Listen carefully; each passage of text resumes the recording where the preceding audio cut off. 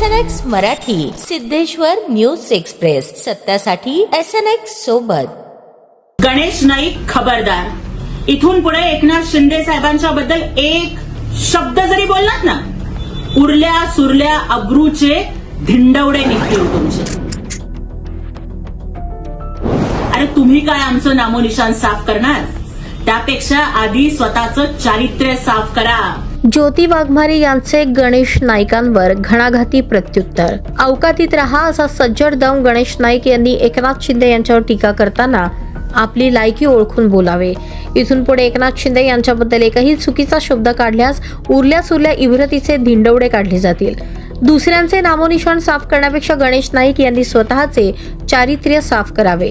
ज्यांच्यावर बलात्कार आणि विनयभंगासारखे गंभीर गुन्हे दाखल आहेत त्यांनी नैतिकतेच्या गप्पा मारू नयेत.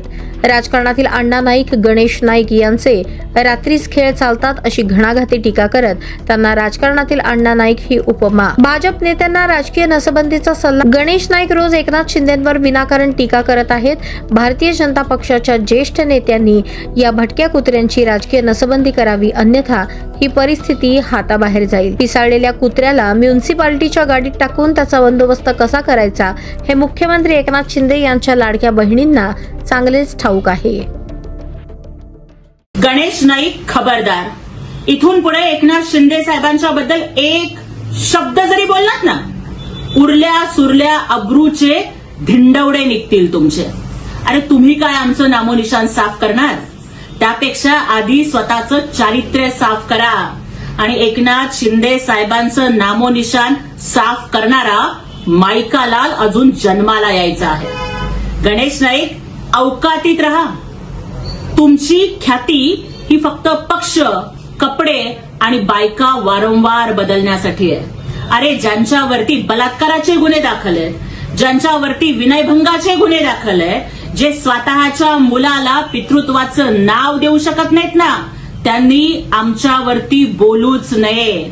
ज्यांचे फक्त रात्रीच खेळ चालतात ते राजकारणातले अण्णा नाईक म्हणजे गणेश नाईक आहेत. आणि अशा या नायकाचे सगळे काळे धंदे बाहेर काढल्याशिवाय आम्ही गप्प बसणार नाही. अलीकडे गणेश नाईकाचा एकच धंदा झालाय की रोज उठायचं आणि एकनाथ शिंदे साहेबांवर भुंकायचं. पण लक्षात ठेवा, हाथी चले बाजार, कुत्ते भोके हजार. आणि मला भारतीय जनता पक्षाच्या नेत्यांना सुद्धा सांगायचंय की लवकरात लवकर या राजकारणातल्या भटक्या कुत्र्याची राजकीय नसबंदी करा, नाहीतर आम्ही जरी महायुतीत असलो तरी या पिसाळलेल्या कुत्र्याला म्युनिसिपालिटीच्या गाडीत घालून कसा बंदोबस्त करायचा हे लाडक्या बहिणींना चांगलंच माहिती आहे.